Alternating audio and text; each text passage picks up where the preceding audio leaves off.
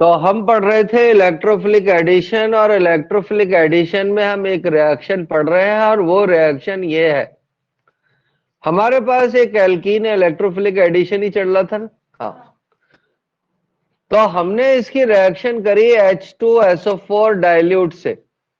अगर ये कॉन्सेंट्रेटेड होता तो होती है एलिमिनेशन, पर क्योंकि ये डाइल्यूट है तो अब कार्बन की नंबर कितनी है? 4, 3 से ज्यादा है ना। अगर 3 से ज्यादा है तो आप समझ जाओ कि रीअरेंजमेंट होगा ही होगा। बिना मैकेनिज्म के इस प्रॉब्लम को डील करना अपनी हेल्थ के लिए अच्छा नहीं है। ठीक है, सबसे पहले H जाएगा और H जाकर इस कार्बन से अटैच हो जाएगा। जब इस कार्बन से अटैच हो जाएगा तो ये स्ट्रक्चर हमारी ऐसी हो जाएगी, और देखो भैया कौन सा कार्बोकैटायन बन गया है। इससे जो कार्बोकैटायन बना है वो सेकेंडरी। इसमें स्कोप है, अगर हम इस पॉजिटिव चार्ज को इधर ले जाएं तो प्राइमरी कार्बोकैटायन बनेगा, और इधर ले जाएं तो टर्सरी के चांस है। तो हमने इसको इधर शिफ्ट कर दिया और यहां से एक मिथाइल ग्रुप को उसकी जगह शिफ्ट कर दिया। जब हमने उसकी जगह शिफ्ट कर दिया तो आप देख सकते हैं कि अब कौन सा कार्बोकैटायन हमको मिल गया है। कोई बता सकता है कि कौन सा कार्बोकैटायन है? ये है टर्सरी कार्बोकैटायन। अब इन दोनों में से किसकी स्टेबिलिटी ज्यादा है? कोई बता सकता है ऑनलाइन वाला कि किसकी स्टेबिलिटी ज्यादा है? टर्सरी की। तो थर्ड डिग्री से आगे रिएक्शन होगी OH माइनस की, तो आप देखो प्रोडक्ट हमारा ये बन जाएगा। तो यहां पर रीअरेंजमेंट हो गया है। इसको कॉपी मारा जाए।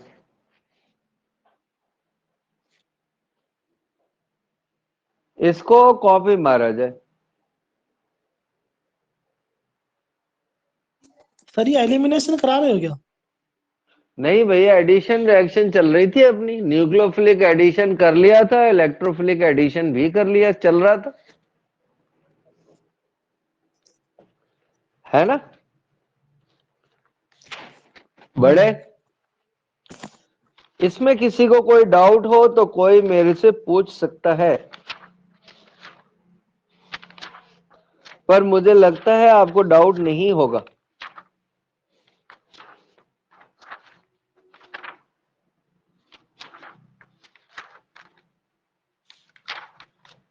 बड़े आगे करें नई प्रॉब्लम को डिस्कस। Yes sir. तो अब हम यहाँ पर कुछ इंपॉर्टेंट बातें डिस्कस करेंगे जो आपकी सेहत के लिए इंपॉर्टेंट है, और आपको ये बातें आनी ही चाहिए। क्लियर?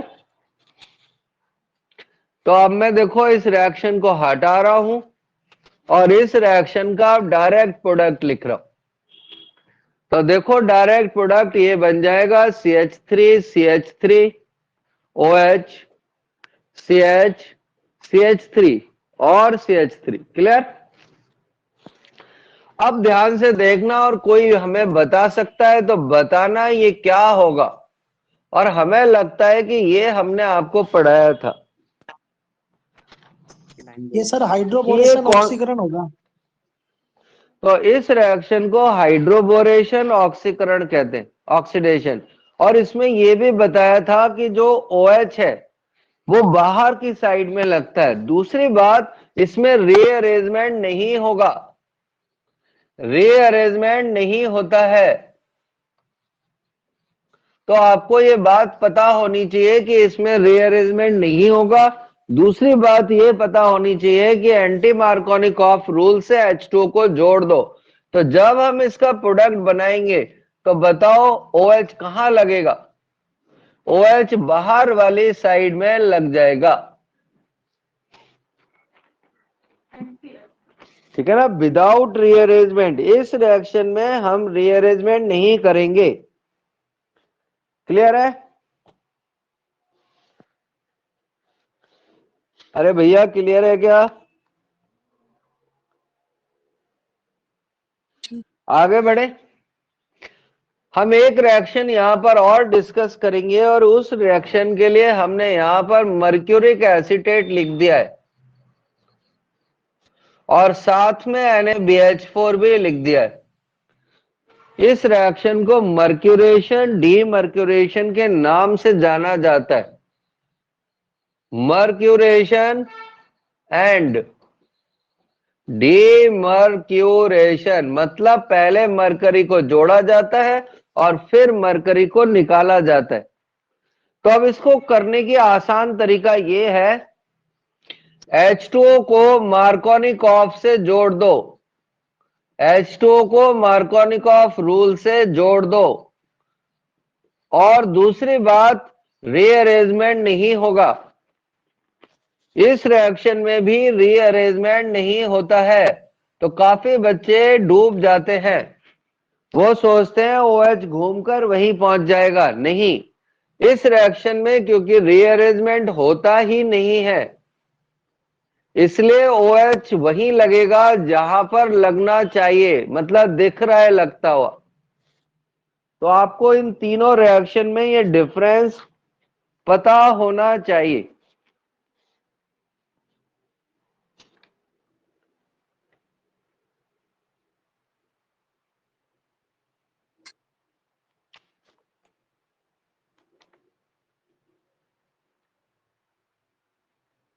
क्लियर है भैया?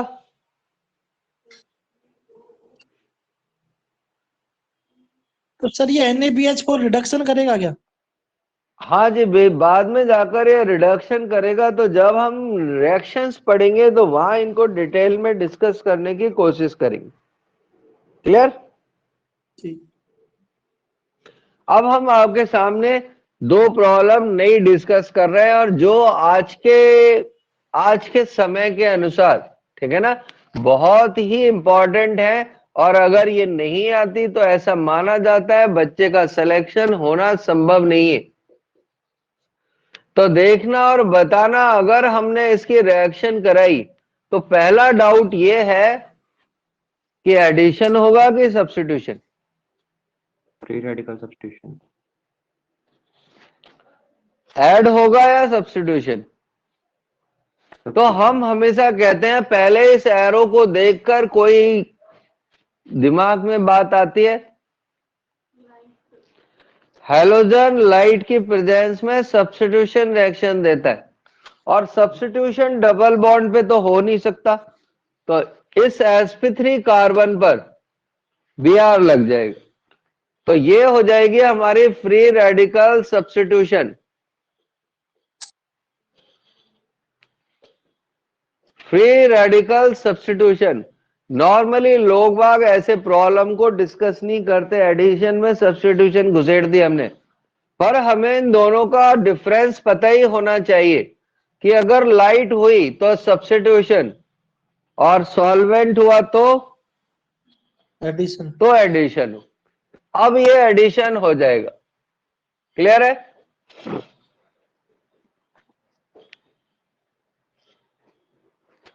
ऊपर वाली रिएक्शन फ्री रेडिकल के थ्रू होती है और नीचे वाली reaction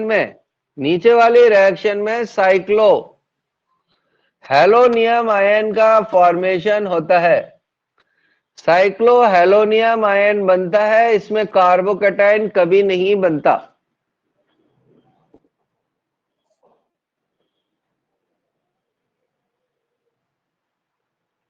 clear?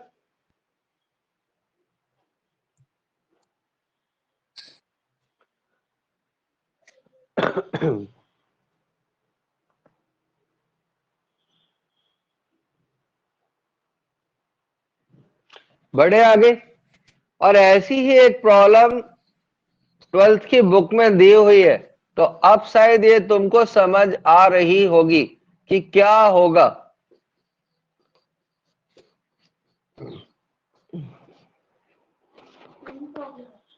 Same problem, same ही कराते हैं हम हमेशा, इसलिए हमारी कॉपी में से पेपर पूरा आता। थ्योरी हमारी प्रॉब्लम किताब की।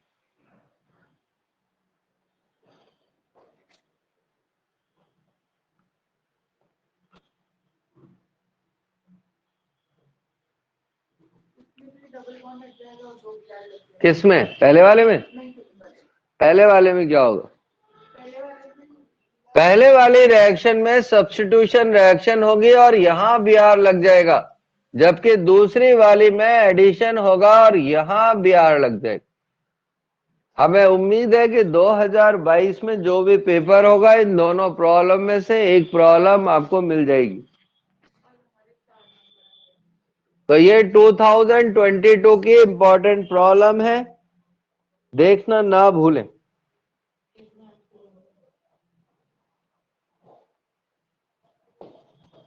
क्लियर?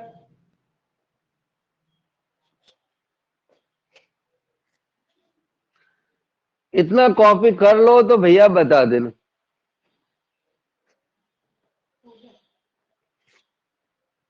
हटा दो।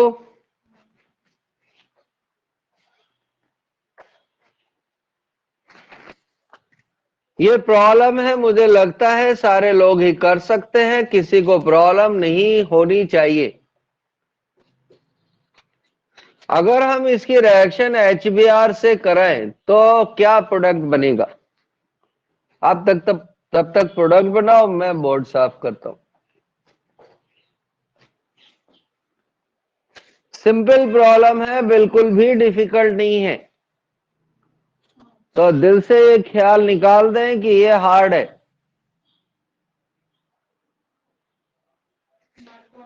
सिंपल मार्कोनिकॉफ से जाएगा और हमने वो कई बार पढ़ा है कि Br वहां जुड़ता है जहां पर हाइड्रोजन कम होते हैं।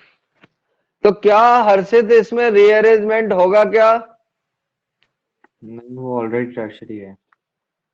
ठीक है ना, इसमें रीअरेंजमेंट नहीं होगा क्योंकि ऑलरेडी टर्सरी कार्बोकेटाइन ही बनाएगा और टर्सरी इसमें सेकंड नहीं बदलेगा।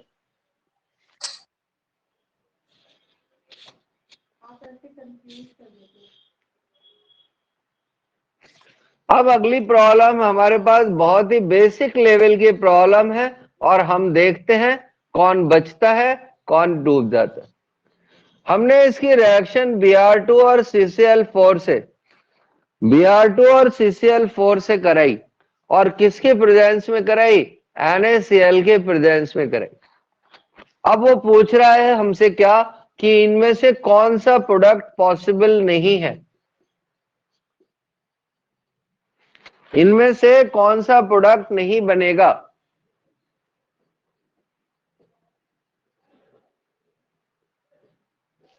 और 4 चॉइस बोर्ड पर है, नहीं बनेगा। और फोर्थ है सभी बनेंगी, सभी बनेंगी।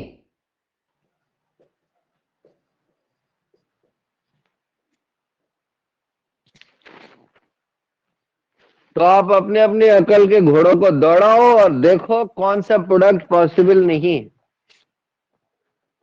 सर ये Br2 को जिसकी Br प्लस कर सकते हैं। हाँ हाँ हाँ, तो फिर सारे पॉसिबल है। है। नहीं, पर Cl हर्षित कह प्लस रहा है 2 पॉसिबल है। 2 नहीं, कौन सा नहीं बनेगा? तो फिर जो 2 पॉसिबल है उसके अलावा जो भी है वो मना कर दे, वही काट देंगे। ये 1 है और ये 2 है, मतलब तुम सोचो बाद में हम बदमाशी कर दें, इसको 2 और इसको 3 ले। कौन सा पॉसिबल नहीं है? थर्ड वाला। तो एक बच्चा कहता है थर्ड वाला प्रोडक्ट पॉसिबल नहीं, सही है क्या? लग रहा है? कैसे लगता है? ये लगना भी हमें सिखाओ, हम भी सीखते हैं। लगता कैसे है? अच्छा, फीलिंग आ रही। देखो भैया ध्यान से देखना, सबसे पहले क्या होगा, ये पॉजिटिव है और ये नेगेटिव है। तो बताओ इस रिएक्शन में Br पॉजिटिव अटैक करेगा या नेगेटिव? पॉजिटिव। क्योंकि हम पढ़ी इलेक्ट्रोफिलिक एडिशन रहे हैं और इलेक्ट्रोफिलिक एडिशन में हमेशा पॉजिटिव ही अटैक करता है। तो पॉजिटिव अटैक करेगा तो कहां जुड़ेगा? बाहर वाले पे ना, और फिर इसके जो लॉन पेयर हैं वो जाकर इसके साथ में बॉन्ड बना लेते हैं और ये पॉजिटिव चार्ज इसके पास चला जाता है। इसी को हम साइक्लिक हैलोनियम आयंस कहते हैं, इसी को हम साइक्लिक हैलोनियम आयन कहते हैं। तो Br कहां अटैक करेगा? तो वो सारे प्रोडक्ट बनेंगे जिसमें Br बाहर लगा होगा। तो फर्स्ट बनेगा, सेकंड भी, थर्ड भी बनेगा, लेकिन सेकंड के बनने की कोई पॉसिबिलिटी नहीं है क्योंकि पहले तो Br अटैक करेगा। अब ध्यान से देखना, अब दो दो बच जाएंगे इसमें एनाइन, एक Br और एक Cl, एक Br और एक Cl। तो दोनों में से कोई भी जुड़ सकता है। तो अब दो प्रोडक्ट बन सकते हैं, एक Cl वाला और एक Br वाला। तो अब हमें याद रखना पड़ेगा, पॉजिटिव वाला हमेशा बाहर जुड़ता है। तो दो प्रोडक्ट हमारे सामने स्क्रीन पर आ गए हैं। तो अब कौन सा नहीं बना? सेकंड वाला, और इसको फ्रांसिस एक्सपेरिमेंट कहते हैं। इसको हम कहते हैं फ्रांसिस का प्रयोग। सर ये इसमें ये पुरानी Cl4 राजन देगा, NaCl देगा या CCl4 देगा? NaCl तो ये सॉल्वेंट का CCl4 तो काम करेगा क्या? CCl4 तो सॉल्वेंट का काम कर रहा है। ठीक। तो ये एक्सपेरिमेंट फ्रांसिस ने किया था, इसको फ्रांसिस एक्सपेरिमेंट कहते हैं।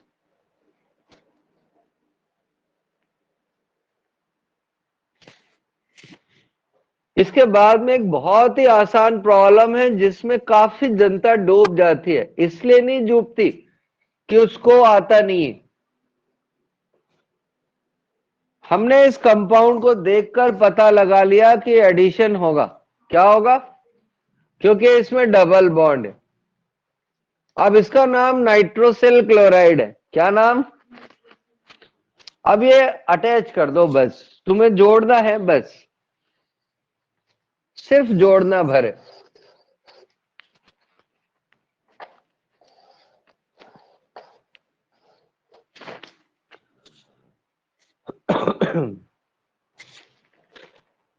अब प्रॉब्लम का डिफिकल्टी लेवल ये है कि Cl पॉजिटिव होगा कि नेगेटिव होगा, ये डिफिकल्टी लेवल है इसका।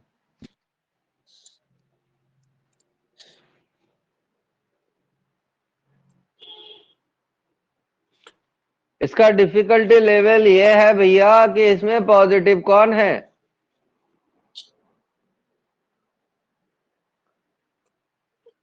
Cl। हर्षित, योगिता,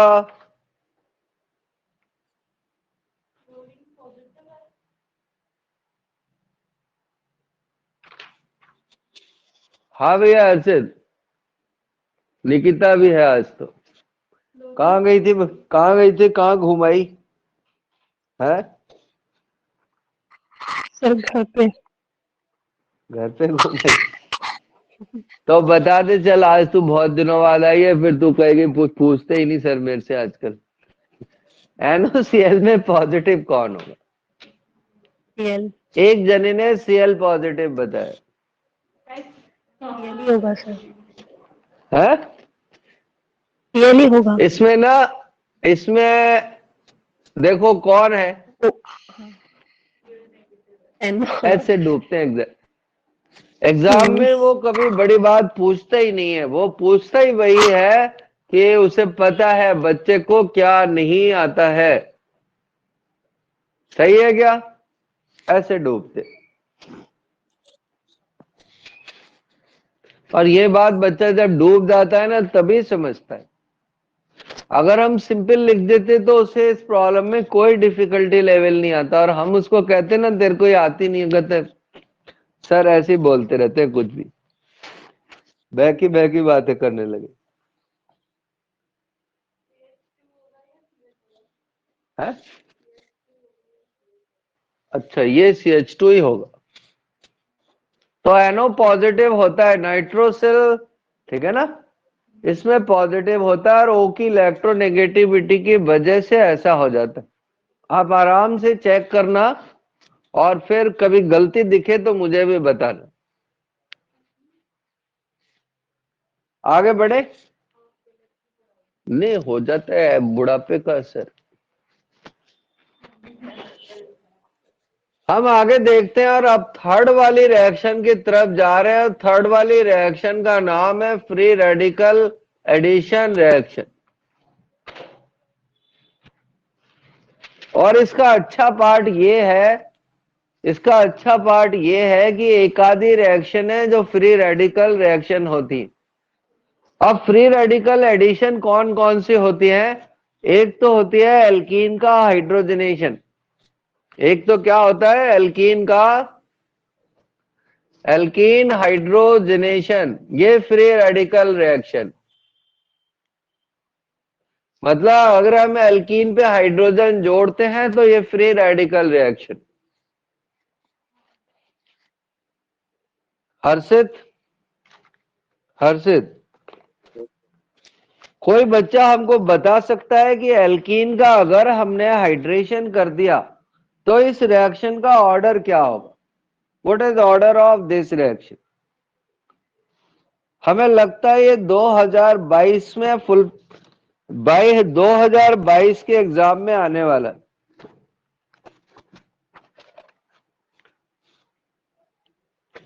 मतलब ये लो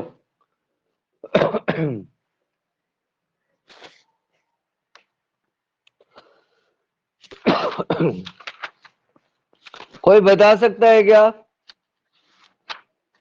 फर्स्ट ऑर्डर होना चाहिए सर। होना नहीं चाहिए है क्या?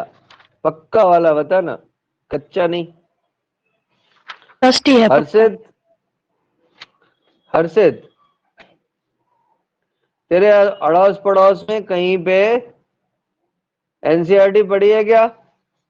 हाँ सर। कौन सी वाली? खोल फर्स्ट पार्ट। 12th में? हाँ हाँ सर। निकाल सेकंड ऑर्डर के एग्जाम्पल और फर्स्ट के भी निकाल और बता कौन सा ऑर्डर है। हाँ जी, ये आने वाली है 2022 में। मिल गया क्या? फर्स्ट ऑर्डर रिएक्शन होगी सर ये। होगी नहीं, पक्का पता है क्या? देख पक्का हर्षित बता रहा है है? फर्स्ट ऑर्डर ही होगी सर। हर्षित मिली कि नहीं? एथिन का हाइड्रोजनीकरण फर्स्ट ऑर्डर ही होता है सर। राइट हैंड पेज पर नीचे से चौथी पांचवी लाइन में लिखा हुआ है। मतलब राइट हैंड के पेज पे ही देखियो, बस लेफ्ट पे नहीं मिलेगा। और नीचे की साइड में रिएक्शन लिखी हुई है। हाँ, दिख गई। है दिख गई? कौन सा ऑर्डर है? First order. तो भैया ये फर्स्ट ऑर्डर रिएक्शन है और ये इंपॉर्टेंट है, इस साल आ जाएगी।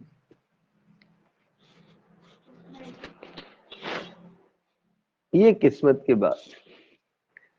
अब हम दूसरा चल रहे हैं, दूसरी रिएक्शन की। दूसरी रिएक्शन क्या है? जब हम एल्कीन की रिएक्शन HBr से पेरोक्साइड के प्रेजेंस में करते हैं, इसमें से कोई भी चीज बदलनी नहीं चाहिए। जब HBr और पेरोक्साइड की रिएक्शन हम इससे करते हैं तो एंटी मार्कोनिकॉफ रूल लगता है और ये रिएक्शन फ्री रेडिकल के थ्रू होती है। तो कभी कभी बहुत ही छोटा क्वेश्चन आ जाता है कि इस रिएक्शन का इंटरमीडिएट कौन है? इस रिएक्शन का इंटरमीडिएट कौन है? बस इतना सा क्वेश्चन आ जाता।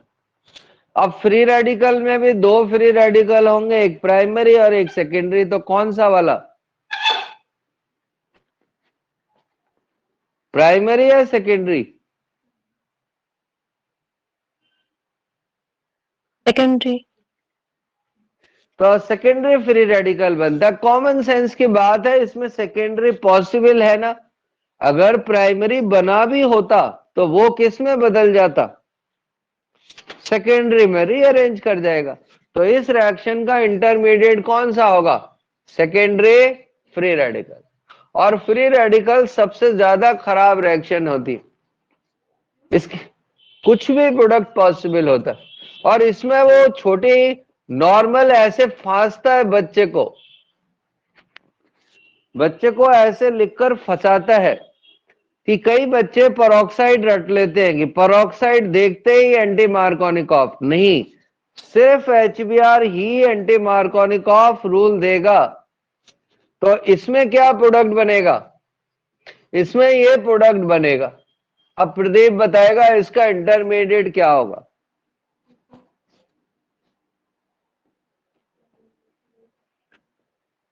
कार्बोकैटायन। है कार्बोकैटायन। इसका सेकेंडरी कार्बोकैटायन इंटरमीडिएट है। तो ये बहुत ही छोटे लेवल का और अच्छा क्वेश्चन है। तो कुछ बच्चे पेरोक्साइड देखकर, क्योंकि उन्होंने यार रटा हुआ होता है, तो वो देखते हैं अच्छा Br के साथ में फ्री रेडिकल बनाता सेकेंडरी, तो यहां भी पेरोक्साइड के साथ में फ्री रेडिकल बने। तो अब हम इसकी मैकेनिज्म देखेंगे फ्री रेडिकल एडिशन की। तो टॉपिक डाला जाए, mechanism of free radical addition और खरास इफेक्ट। जिसने ये रूल दिया था उसका नाम खरास था। तो हम पढ़ रहे हैं अगला इफेक्ट जिसका नाम है खरास। खरास इफेक्ट, दूसरा नाम पेरोक्साइड इफेक्ट, और तीसरा नाम है क्या? Anti Markovnikov rule.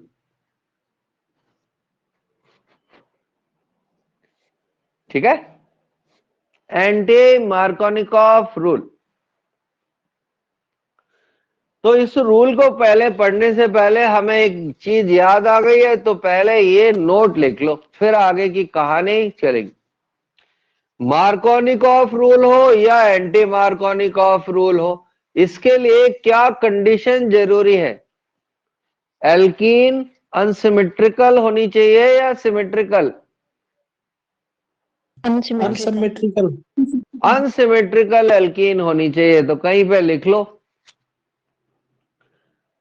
For Markovnikov और एंटी मार्कोनिकॉफ रूल, एल्कीन और एल्काइंस मस्ट बी अनसिमेट्रिकल। दोनों रूल के लिए एल्कीन का असममित होना जरूरी है।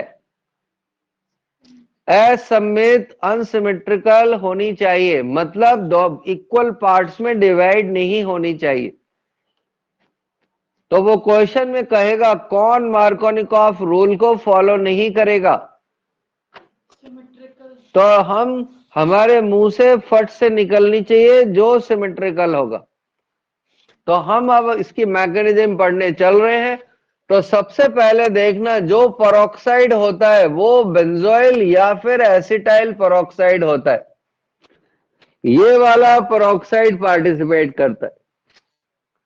तो हमने पढ़ा था कि इसमें होमोलिसिस होगी या हेट्रोलिसिस होगी,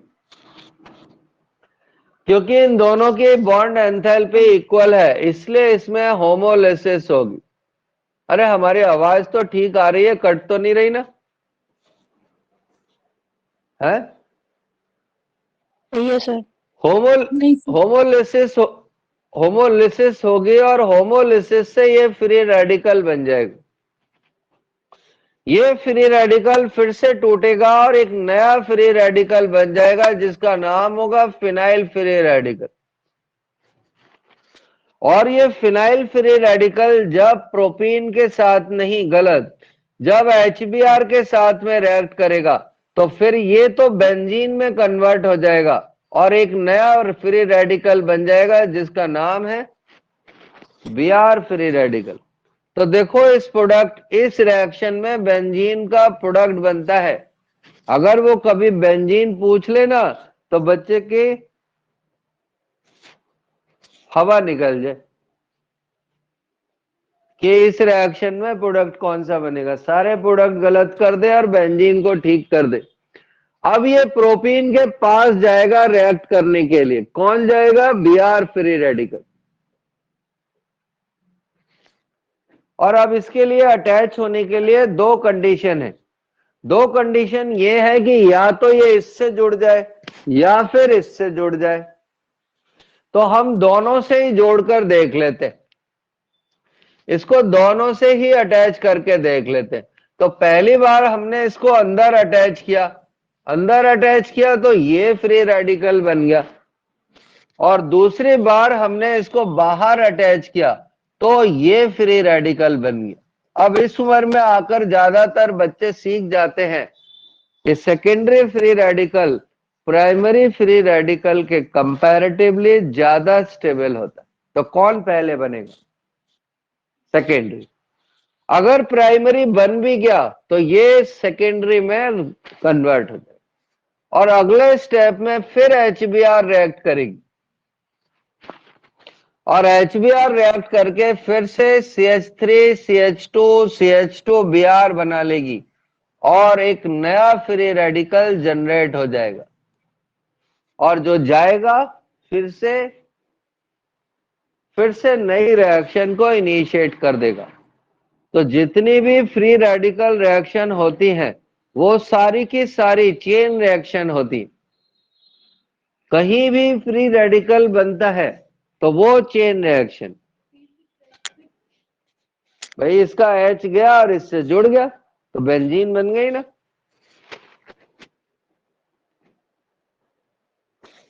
तो ये हमारी फ्री रेडिकल एडिशन रिएक्शन की मैकेनिज्म है जो हमने पेरोक्साइड के रेस्पेक्ट में पढ़ी है।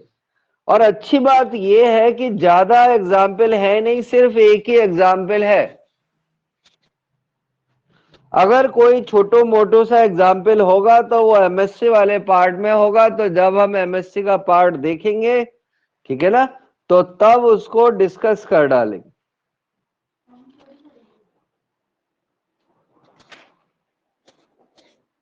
क्लियर है? तो हमने आज यहां पर सीखा है हैलोजन हमेशा सब्स्टिट्यूशन, लाइट के प्रेजेंस में हमेशा सब्स्टिट्यूशन रिएक्शन देता है, लेकिन अगर सॉल्वेंट हुआ तो फिर हैलोजन एडिशन रिएक्शन देता है। तो सॉल्वेंट की प्रेजेंस में एडिशन और लाइट की प्रेजेंस में सब्स्टिट्यूशन रिएक्शन देता है। तो हम यहां पर एक इंपॉर्टेंट रिजल्ट आया था अभी थोड़ी देर पहले, और तुम लोगों ने उसको हाय हेलो करी नहीं, इसलिए उसने भी तुमसे हाय हेलो नहीं करी। NOCl कौन सा रिजेंट है, किस नाम से बुलाया जाता है? नहीं क्लोराइड। है? टिंडेल नहीं टिंडेल टिंडेल हाँ ये टिल्डेन रिजेंट है, टिल्डेन। गुड, ये टिल्डेन रिजेंट है। और इस बेचारे का काम क्या है? ये तो सर हुंसडीकर रिएक्शन में काम आता है। नहीं भाई, हुंसडीकर में टिल्डेन कहां से आ गया? ये क्या करता है कि ये प्राइमरी अमीन को क्लोराइड में कन्वर्ट कर देता हाँ हाँ और सेकेंडरी अमीन को नाइट्रोसो अमीन में कन्वर्ट कर देता। लेकिन एरोमेटिक प्राइमरी अमीन की कोई रिएक्शन नहीं होती है। मतलब हम इससे टिल्डेन की रिएक्शन कराएंगे तो क्या होगा?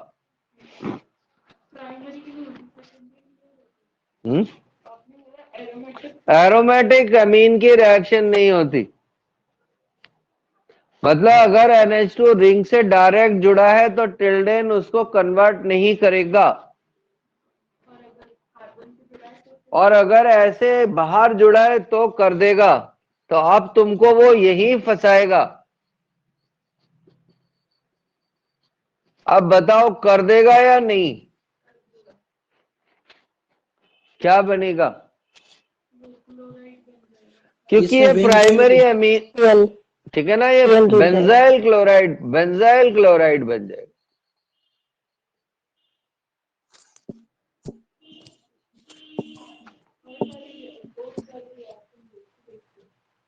ठीक है, बढ़े आगे। कोई इफेक्ट नहीं है, इफेक्ट कौन सा, ये तो बस NOCl पढ़ा है, टिल्डन रिजेंट का फंक्शन क्या है। वो तो खत्म हो गई एडिशन, एडिशन के बाद में NOCl पूरा पढ़ा दिया ना। अब एल्कीन भी बता ही दिया था आज तुमको कि अगर एल्कीन की टिल्डन से रिएक्शन हो तो क्या होगा।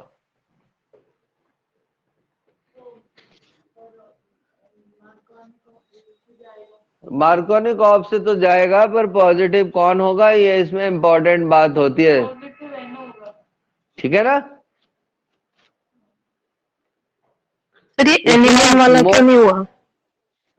एनोलिन क्या है, रेजोनेंस में पार्टिसिपेट करता है तो इसका लॉन पेयर NO+ को मिल नहीं पाता। रेजोनेंस की वजह से इसकी रिएक्टिविटी कम हो जाती। वैसे तो NH2 खुद बहुत रिएक्टिव है, पर ये इसको ब्रेक नहीं कर पाता, इस बॉन्ड को ब्रेक नहीं कर पाता, क्योंकि एनिलीन में इसमें डबल बॉन्ड करेक्टर आ जाता है, और डबल बॉन्ड करेक्टर आ जाएगा तो ये एडिशन रिएक्शन देगा, सब्स्टिट्यूशन नहीं देगा। ठीक है, ओके सर। हटा दे। अब हम इसके बाद सब्स्टिट्यूशन रिएक्शन पे जा रहे हैं, और सब्स्टिट्यूशन रिएक्शन भैया पूरी 12th क्लास इसी से पूरी हो जाती है।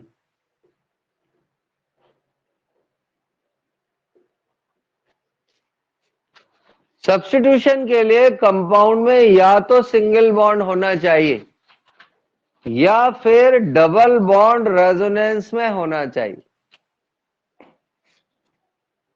सब्स्टिट्यूशन के लिए या तो सिंगल बॉन्ड होना चाहिए या डबल और ट्रिपल बॉन्ड रेजोनेंस में होना चाहिए। एग्जाम्पल हमारे सामने ये है, ये हमारा क्लोराइड है, ये हमारा अल्कोहल है, ये हमारी अमाइन है,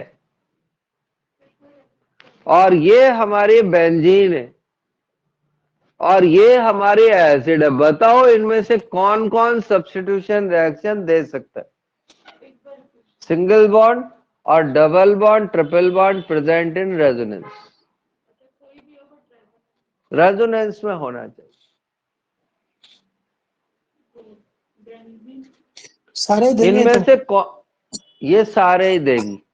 ये सिंगल बॉन्डेड है, ये सिंगल बॉन्डेड है, ये सिंगल बॉन्डेड है, और इन दोनों में डबल बॉन्ड रेजोनेंस में, तो ये सारे ही कंपाउंड सब्स्टिट्यूशन रिएक्शन। हाँ, सिंगल बॉन्ड होना चाहिए, 1 2 3 हो गए खत्म। अब डबल बॉन्ड रेजोनेंस में हो तो सब्स्टिट्यूशन होता है, तो 2 खत्म हो गए। ये दोनों एग्जाम्पल रेजोनेंस वाले हैं, अनुनाद वाले हैं, और ये दोनों सिंगल बॉन्ड के एग्जाम्पल तीनों।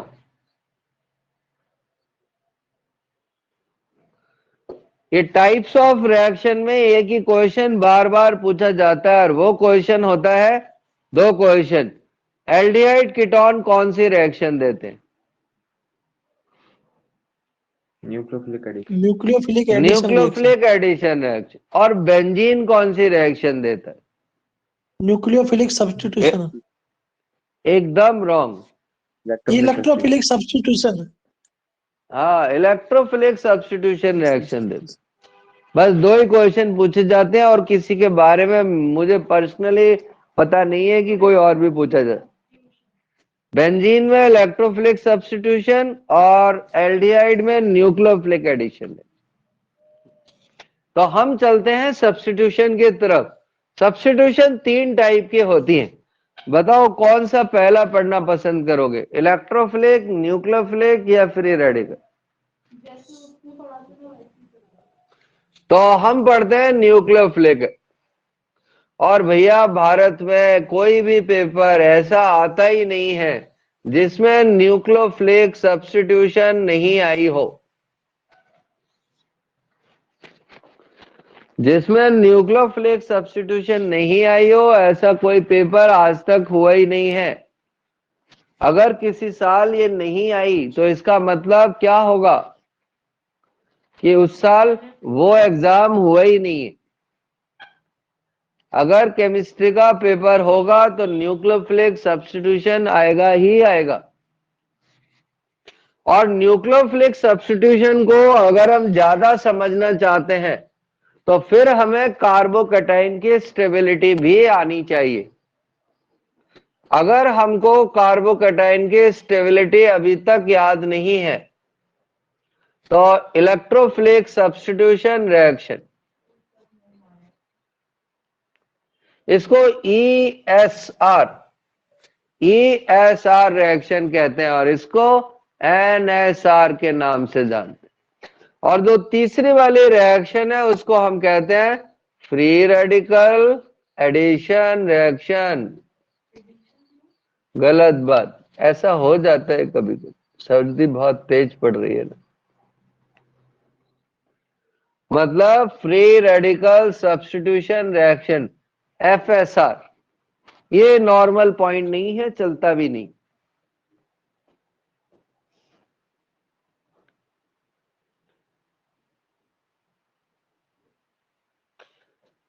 तो हम सबसे पहले पढ़ने वाले हैं न्यूक्लियोफिलिक सब्स्टिट्यूशन रिएक्शन। इसको पढ़कर हम एक क्वेश्चन को कर सकते हैं डेफिनेट। एक तो आएगा ही आएगा, वैसे एक नहीं आता, कम से कम 3-4 आते हैं न्यूक्लियोफिलिक के हर साल। तो हमारे पास देखो, पहले ये समझ लो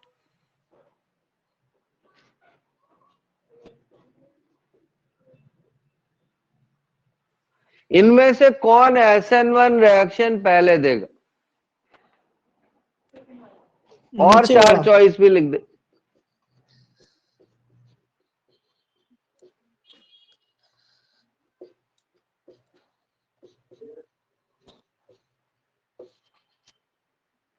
ऐसे क्वेश्चन आता है तो हम क्या है, पहली बार में डूब जाएंगे तो शांति से पढ़ेंगे। अगर नहीं, जरूरी नहीं है डूब जाएंगे, आसानी बताया हमने तो। इनमें से कौन SN1 रिएक्शन पहले देगा? First one. एक बच्चा कहता है फर्स्ट वाला, एक ने कहा है सेकंड वाला, बाकी की अभी पोलिंग आना बाकी है।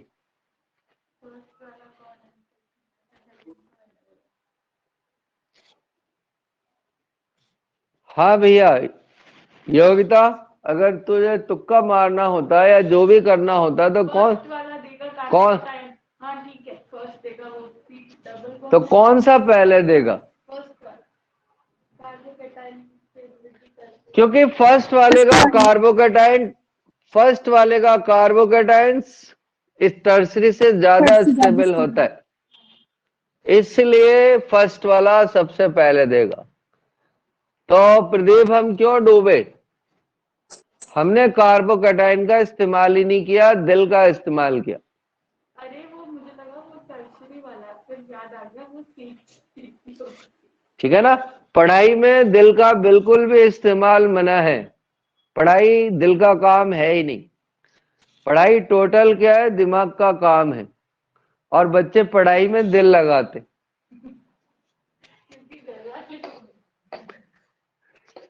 बच्चे क्या है, पढ़ाई में दिल लगाते हैं, इसलिए सफल नहीं हो पाते।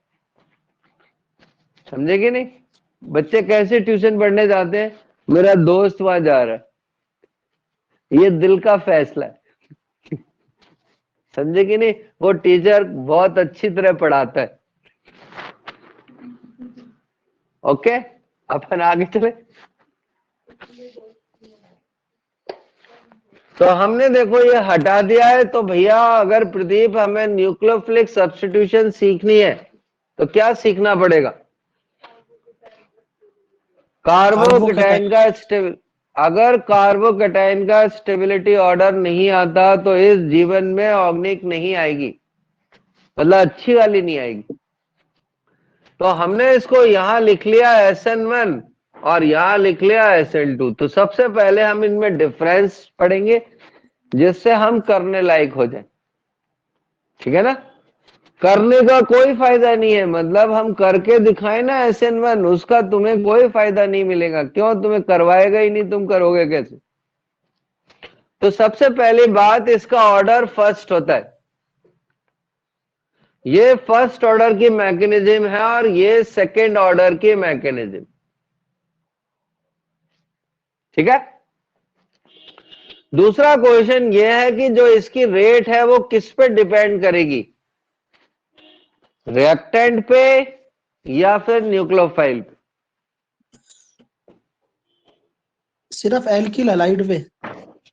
तो इसकी जो रेट होगी वो रिएक्टेंट पे या एल्काइल हैलाइड पे डिपेंड करेगी, जबकि इसकी रेट न्यूक्लियोफाइल और एल्काइल हैलाइड या जो भी कंपाउंड हो उन दोनों के कॉन्सेंट्रेशन पे डिपेंड करेगी। मतलब अकेला कोई भी कंपाउंड इसको डिसाइड नहीं कर सकता, क्योंकि इसका ऑर्डर 2 है। नंबर 3, अब आया कौन देगा SN1? SN1 वो देगा जिसका कार्बोकैटायन स्टेबल हो, जिसका कार्बोकैटायन स्टेबल हो। और ये कौन देगा?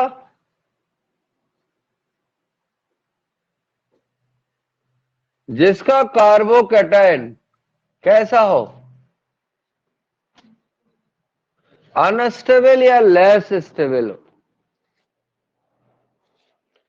पर कभी कभी हम फंस जाते हैं। अगर हम फंस जाएं तो ये याद रखना, ये जब सारे कंसेप्ट फेल हो जाते हैं तब काम करता है। मोटू गिव SN1, मोटू SN1 देगा और छोटू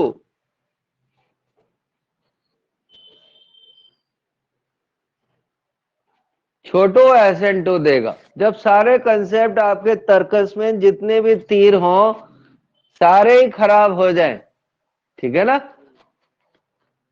आप इस कंसेप्ट से छोटी क्लास की प्रॉब्लम कर सकते हो और बहुत बड़ी क्लास की भी कर सकते हो, पर बीच वालों में देखेंगे अभी थोड़ी देर बाद। चौथा कंसेप्ट, ये हमारा RI है, ये RBR है, ये RCl है और ये RF है। तो कौन देगा इनमें सबसे पहले SN1? RI सबसे पहले SN1 देगा, फिर RBR, फिर RCl, फिर RF। और इधर कौन देगा पहले? RI देगा। तो ये RI दोनों तरफ ही यही होता है।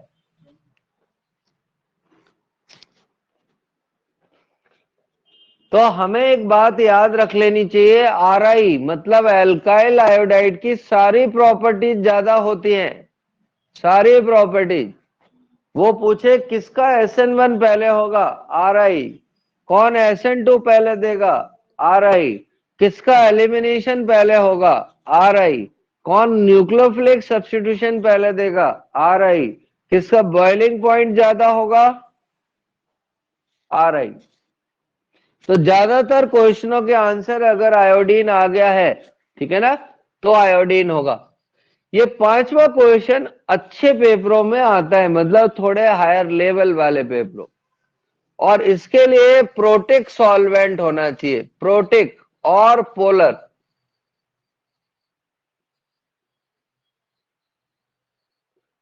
इसके लिए प्रोटिक और पोलर सॉल्वेंट होना चाहिए, जबकि इसके लिए एप्रोटिक। एप्रोटिक का मतलब है जिसमें प्रोटॉन नहीं हो, जो प्रोटॉन नहीं देता हो, और नॉन पोलर होना चाहिए।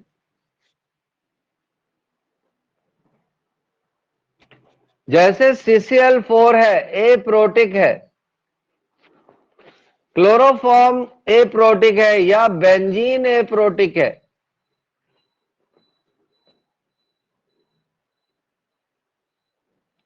तो अगर कोई नॉन पोलर सॉल्वेंट है तो SN2 होगी। और सिक्स्थ कंडीशन,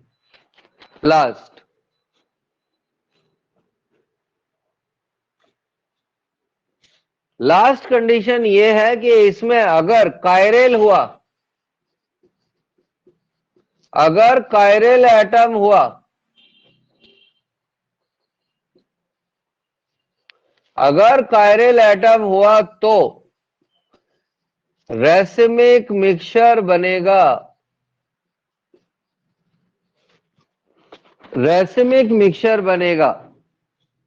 जबकि इस वाले में अगर कायरल हुआ तो क्या होगा भैया प्रदीप?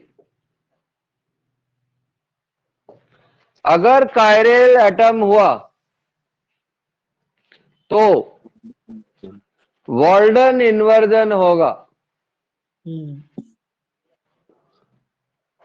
वॉल्डन इन्वर्जन का मतलब होता है कि अगर कोई डेक्स्ट्रो कंपाउंड है तो वो लीवो में बदल जाएगा, और अगर लीवो हुआ तो डेक्स्ट्रो में बदल जाएगा।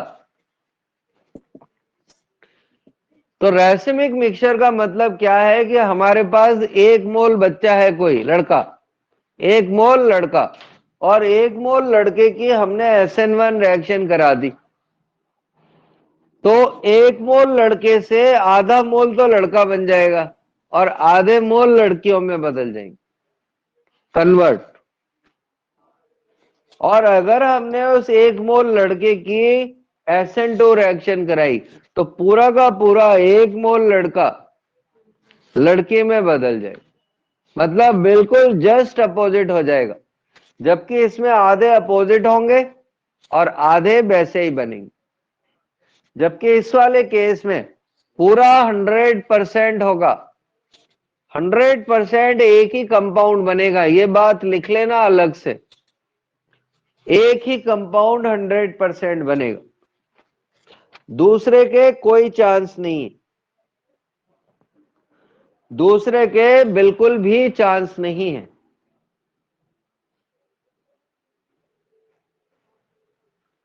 बड़े भैया आगे कहानी में है।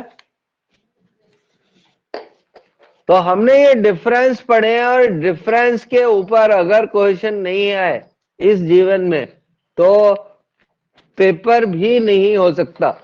तो अगर पेपर होगा तो ये क्वेश्चन डेफिनेट SN1 SN2 का आएगा। तो पहले हम इसकी मैकेनिज्म को एक बार देख लेते हैं। बहुत ज्यादा काम नहीं आती क्योंकि वो आपसे सब्जेक्टिव पेपर नहीं करवा रहा है। तो हम पढ़ रहे हैं SN1।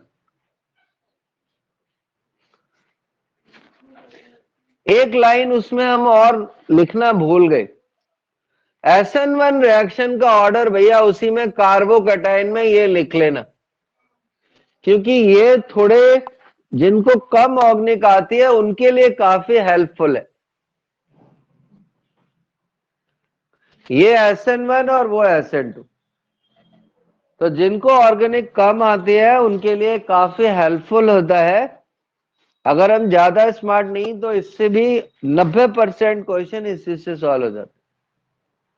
सिर्फ वो कार्बोकैटायन ज्यादा स्टेबल होगा उससे 100% होते, ठीक है ना।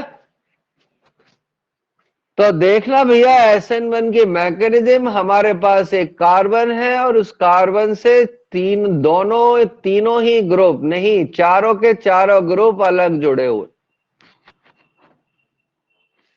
तो जब हम इसकी रिएक्शन कराएंगे तो देखो इसके पीछे से ये पूरा बाइंडेड है और न्यूक्लियोफाइल इससे जुड़ना चाहता है, और किससे जाकर जुड़ना चाहता है?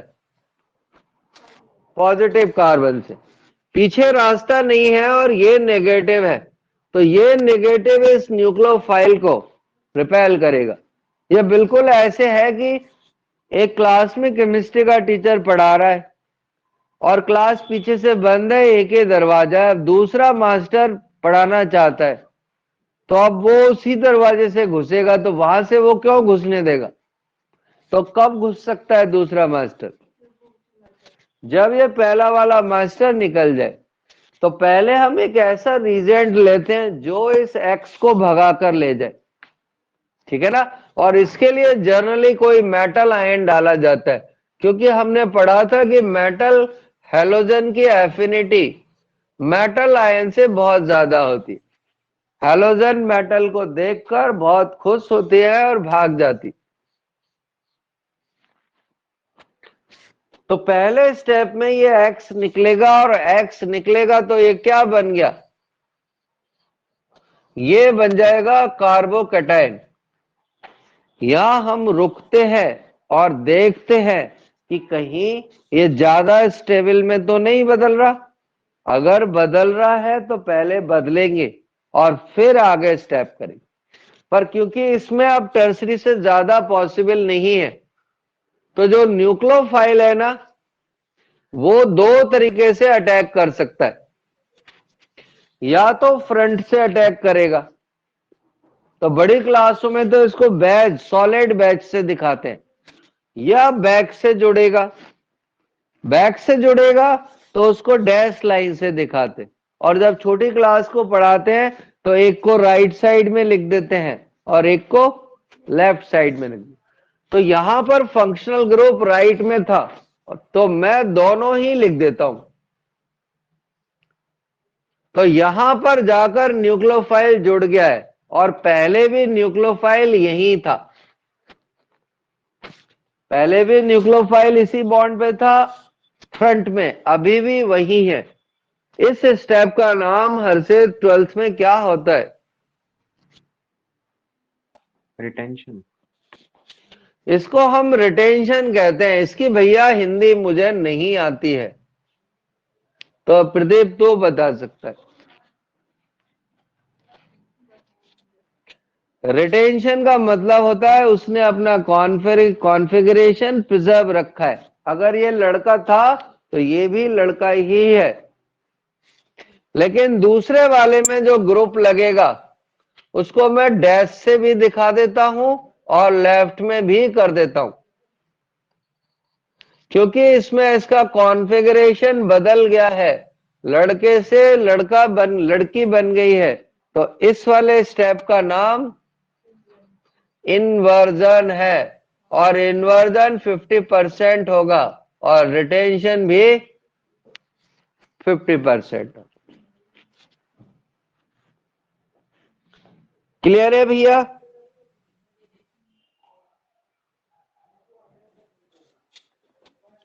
देखो इतने में किसी को डाउट है तो भैया पूछ डालो, क्या डाउट? सेकेंडरी कार्बोकेटाइन मतलब जो सेकेंडरी वाले होते हैं तो वो क्या टर्शियरी में कन्वर्ट हो जाते हैं कार्बोकेटाइन में? पहले तो रिएक्शन शुरू करने के लिए जब सेकेंडरी आते हैं तो जनरली सेकेंडरी वाली प्रॉब्लम ही टफ होती है। फिर उसमें नॉर्मली सॉल्वेंट देखा जाता है। अगर प्रोटिक सॉल्वेंट है तो SN1 हो जाएगी, और ए प्रोटिक है तो SN2 हो जाएगी। जनरली जो टफ प्रॉब्लम होती है वो सेकेंडरी की होती है, क्योंकि टर्सरी तो क्लियर है, SN1 देता है। प्राइमरी भी क्लियर है, SN2 देता है। वो बीच वाला प्रॉब्लम करता है। तो पहले इतना टीप लिया जाए।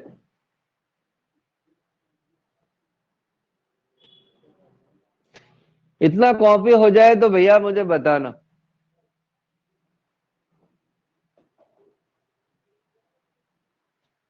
इतना कॉपी हो जाए तो बता देना, ठीक है?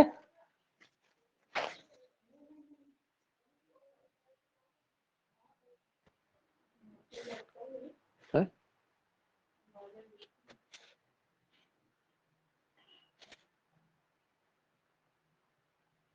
बढ़े आगे। जी सर। तो हम SN2 की मैकेनिज्म पढ़ रहे हैं, और SN2 की मैकेनिज्म इससे जस्ट रिवर्स तो नहीं होगी, यहां पे रिवर्स हो जाए।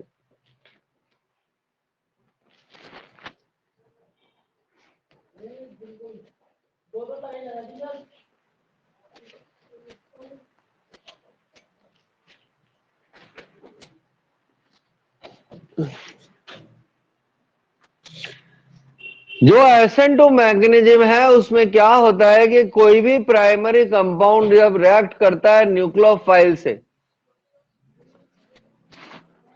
तो ये जो न्यूक्लियोफाइल है ये वो जाकर इस कार्बन से अटैच होना चाहता है और X उसको आने नहीं देगा। अब ऐसी हालत है कि क्लास में 2 दरवाजे हैं, एक दरवाजे पे तो केमिस्ट्री का टीचर खड़ा है और दूसरा घुसना चाहता है और पीछे एक दरवाजा खाली पड़ा है, तो आगे से तो वो घुसने नहीं देगा, तो ये पीछे से अटैक करेगा। तो नाविक स्नेही पीछे से जाकर अटैक करता है। जैसे जैसे ये इसकी तरफ बढ़ेगा ये आर ऊपर जाएगा और न्यूक्लियोफाइल जाकर फाइनली उस कार्बन से अटैच हो जाएगा। अब एक ही क्लास में 2-2 टीचर हैं, एक ही क्लास में 2-2 टीचर हैं, दोनों में लड़ाई होगी, दोनों में लड़ाई होगी, ठीक है ना? तो कौन निकलेगा? कैसे पता लगा कि पहले वाला ही निकलेगा? उसकी लिविंग कैपेसिटी ज्यादा है, वो जल्दी निकलेगा। तो आप ध्यान से देखना, जो अटैक करने वाला होता है ना वो तो स्ट्रॉन्ग बेस होना चाहिए, जो अटैक करने वाला है वो स्ट्रॉन्ग बेस होना चाहिए और निकलने वाला वीक बेस होना चाहिए, ठीक है ना? तो यहां लिख भी देता हूं, निकलने वाला वीक बेस होना चाहिए। अगर ये वीक होगा तो वो उसके घर में घुस ही नहीं सकता, उसे पता है अंदर जाके लट से मारेगा वो। तो किसी के घर में तभी घुस सकते हैं जब पता हो कि मैं प्रबल हूं, मैं स्ट्रांग हूं। तो यहां पर क्वेश्चन बनता है इस जगह, इसको अंग्रेजी में लिविंग ग्रुप कहते हैं। तो वो कहेगा हमसे कौन अच्छा लिविंग ग्रुप है, तो उसके लिए क्या देखना पड़ेगा? उसके लिए हमें देखना पड़ेगा कि वीक बेस कौन है, और अगले स्टेप में ये न्यूक्लियोफाइल तो जुड़ जाएगा और X घर से बाहर हो जाएगा।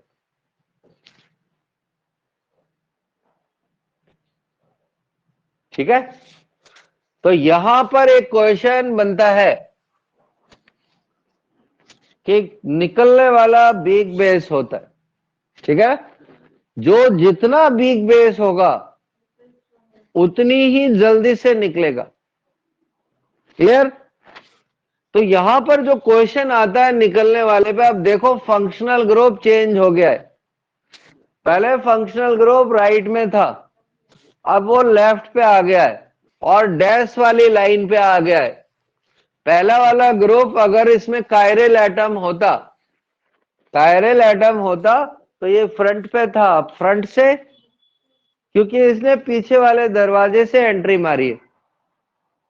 तो यहां पर वो क्वेश्चन ये पूछेगा कौन अच्छा लिविंग ग्रुप है, कौन अच्छा लिविंग ग्रुप है। चॉइस हम तुम्हारे सामने लिख रहे हैं, और वो चॉइस कौन कौन सी है? ये है COO नेगेटिव, SO3H, या इसको भी H चलो देन, और फिर है SO3 CF3, और फिर है SO3OH। 3 में ही बता दो चलो, इनमें सबसे अच्छा लिविंग ग्रुप कौन सा है, या चलो 2 में ही चलो बताइए दो। तो ये है इसमें सबसे अच्छा लिविंग ग्रुप, क्योंकि इसमें स्ट्रॉन्ग -I ग्रुप जुड़ा हुआ है जो इसके बेसिक नेचर को बिल्कुल कम कर देगा। कोई बता सकता है इसका नाम क्या होता है?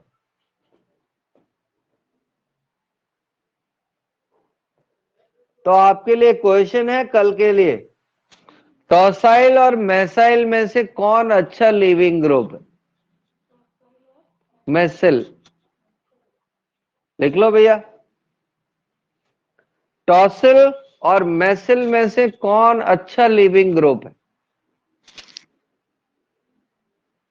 तो मैं यहां लिख भी देता हूं, टॉसाइल और मेसाइल में से कौन अच्छा लीविंग ग्रुप? ठीक है,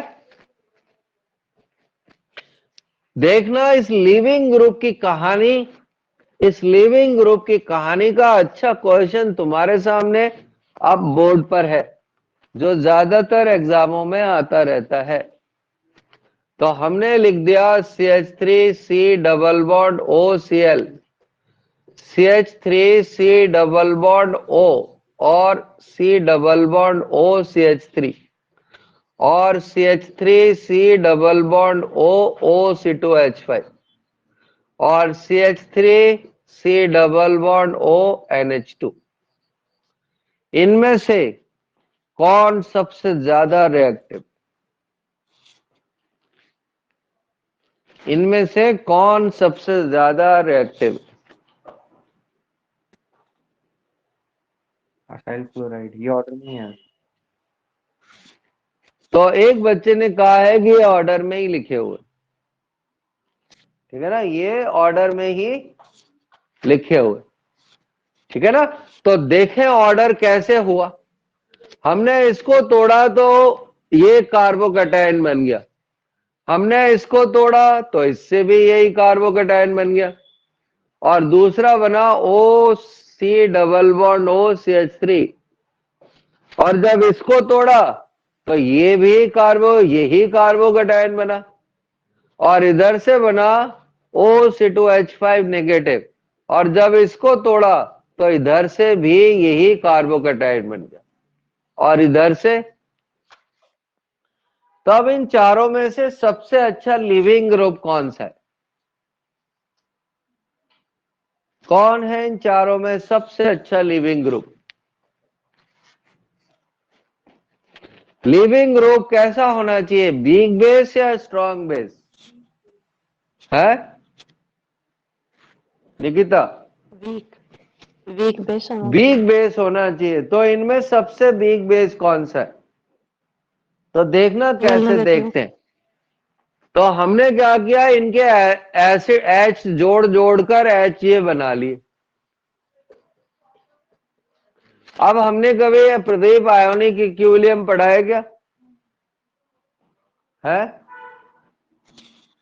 प्रदीप? जी सर। योगिता, कभी आयोनिक इक्विलिब्रियम पढ़ा है क्या? है योगिता? तो हमने वहां एक कंसेप्ट बताया था, और वो कंसेप्ट ये था कि स्ट्रॉन्ग एसिड का कॉन्जुगेट वीक बेस होता है। स्ट्रॉन्ग एसिड का कॉन्जुगेट वीक बेस होता है। तो इनमें सबसे स्ट्रॉन्ग एसिड कौन है? HCl। सबसे स्ट्रॉन्ग एसिड HCl है। इसलिए ये इन चारों में, यहां पे मैं और एक बार लिख देता हूं, Cl- सबसे दुर्बल क्षार है, सबसे वीकेस्ट बेस है। फिर इसका, इनमें फिर दूसरे नंबर पे एसिडिटी का ऑर्डर ये आता है, तो ये दूसरे नंबर पे आएगा, और फिर एसिडिटी में तीसरा नंबर इसका आएगा, और चौथे में इसका आएगा।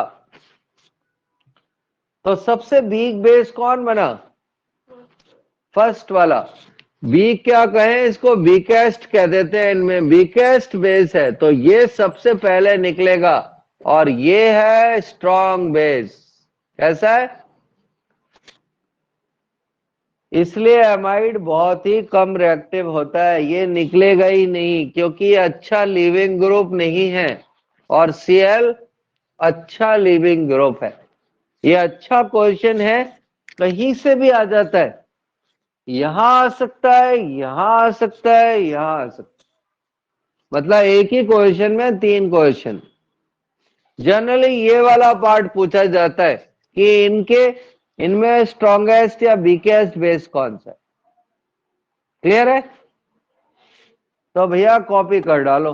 इतने सुंदर तरीके से पहली बार पढ़ाया है मैंने, सुंदर और सिस्टमेटिक तरीके से। अब आजकल क्या है, उम्र इसी में निकली जा रही है कि कैसे सुंदर पढ़ाया जाए। सुंदर का मतलब सिस्टमेटिक तरीके से कैसे पढ़ाया जाए, कि जितना आता है वही काफी है, बच्चे को उतना भी सिखा पाए तो बच्चे की भी जिंदगी बन जाएगी और अपनी भी बन जाएगी। तो भैया ज्यादा पढ़ना कोई अच्छी बात नहीं है। हो सकता है मैं तुमको 2 लाइनें कम पढ़ाऊं, पर जो मैं आपको बता रहा हूं वो अल्टीमेट सत्य है। उसको याद करने के बाद आपकी नेट नूट जो भी है उनकी केमिस्ट्री उसके बाद ही चालू होगी। उसके बाद आपको कोई भी टीचर पढ़ाए, आपको उससे पहले समझ आएगा कि इसमें क्या होने वाला है। ये जो कंपाउंड है वो ऑर्गेनिक का बहुत ही ज्यादा रिएक्टिव कंपाउंड है, वेरी रिएक्टिव कंपाउंड।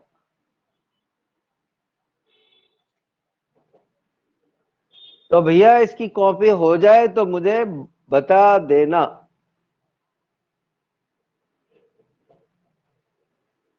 करें क्या आगे?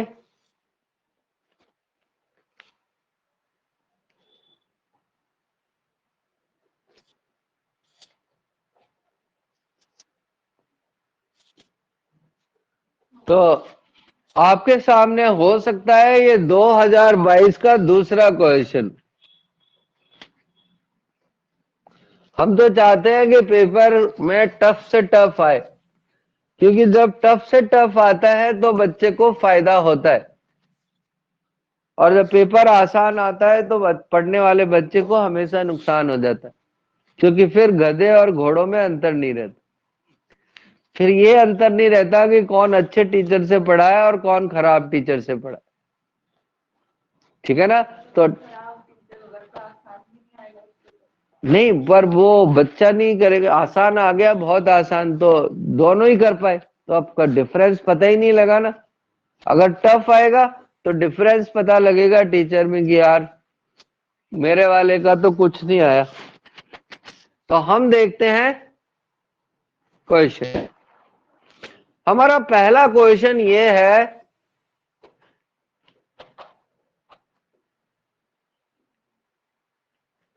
बताओ ये प्राइमरी है कि सेकेंडरी है? प्राइमरी। और वो भी प्राइमरी। तो कौन एसेंट 1 रिएक्शन पहले देगा? फर्स्ट वाला देगा रीअरेंजमेंट से। क्यों देगा? रीअरेंजमेंट करके 3 डिग्री बना लेगा। ये रीअरेंजमेंट करके 3 डिग्री बना लेगा, ठीक है।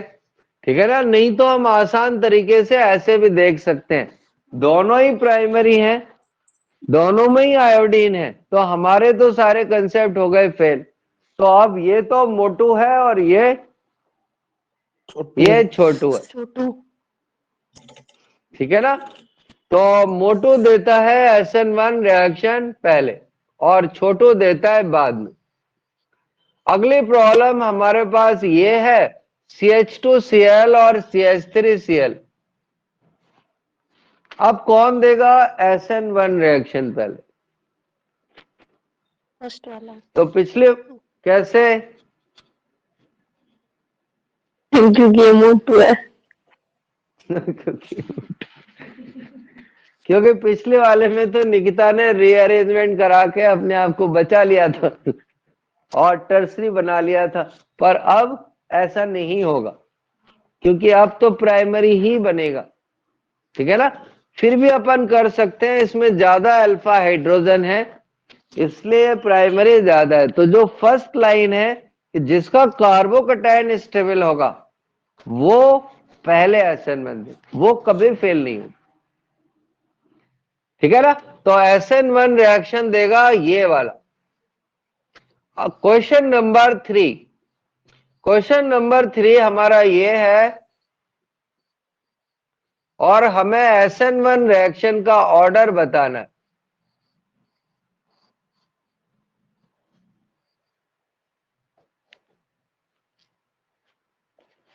हमारे पास 4 कंपाउंड हैं जो बोर्ड पर डांस कर रहे हैं और इसमें से बताना है कौन SN1 पहले देगा। तो इन चारों में से सबसे पहले कौन देगा? सेकंड वाला। सेकंड वाला पहले देगा, फिर इसके बाद फर्स्ट वाला। तो सबसे पहले क्या देखेंगे? अब निकिता तो बता रही है, कुछ लोग कह रहे होंगे ये कैसे चल रहा है। सबसे पहले हम देखेंगे इनमें क्या क्या ऑर्डर। ये तीनों ही टर्सरी हैं और ये सेकेंडरी। ये तीनों ही सबसे पहले SN देंगे और इनमें भी सबसे पहले 2 नंबर वाला देगा, फिर 1 नंबर वाला, फिर 3 नंबर वाला और फिर 4 नंबर वाला। और ये ऑर्डर हो जाएगा अपना किसका? हर्षित, SN1। अगर उसने इसी क्वेश्चन में प्रदीप बाबू SN2 का ऑर्डर पूछ लिया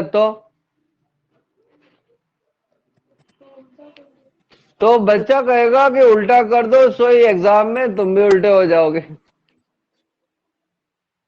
क्या उल्टा कर दें? नहीं नहीं। चल देगा नहीं, है? फोर्थ वाला पहले आ जाएगा। फोर्थ बस फोर्थ वाला पहले आ जाएगा और फिर वही कहानी। क्योंकि टर्सरी में आयोडीन सबसे पहले SN2 भी देता है और SN1 भी देता है। तो अब ये प्रॉब्लम मल्टी कंसेप्ट हो गई, ठीक है ना? तो हार्ड और कुछ इजी कुछ नहीं होता, ये पेपर पे डिपेंड करता है कि हम कौन सा पेपर दे रहे हैं। अगर किसी में मल्टी कंसेप्ट प्रॉब्लम्स है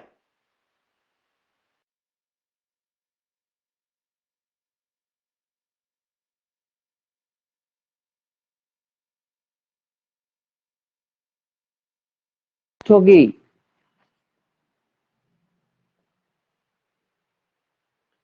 इनमें से किसकी रिएक्शन फास्ट होगी?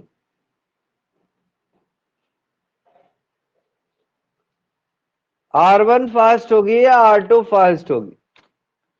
सर दोबारा बोलो। बोर्ड पर एक प्रॉब्लम लिखी हुई है और हमें बस ये बताना है कि R1 और R2 में क्या संबंध होगा।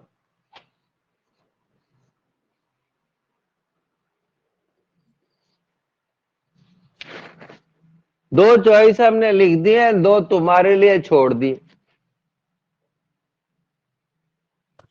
थर्ड ये चॉइस सर आगे R1 इसकी पोलरिटी लिख रखी है क्या सर? 1m है क्या?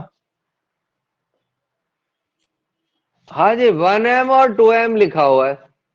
हम बड़ा कर देते हैं थोड़ा सा, ये हो गया 1m और ये हो गया 2m। ठीक है, देखने लगा? सर मेरी चॉइस भी सर वीडियो पोज हो रहा है हर बार में। R1 = R2। वीडियो अच्छा, अच्छे वीडियो से नहीं पॉज। आ रहा, पोज हो रहा है। तो हम क्या, हम वापस से चालू करते।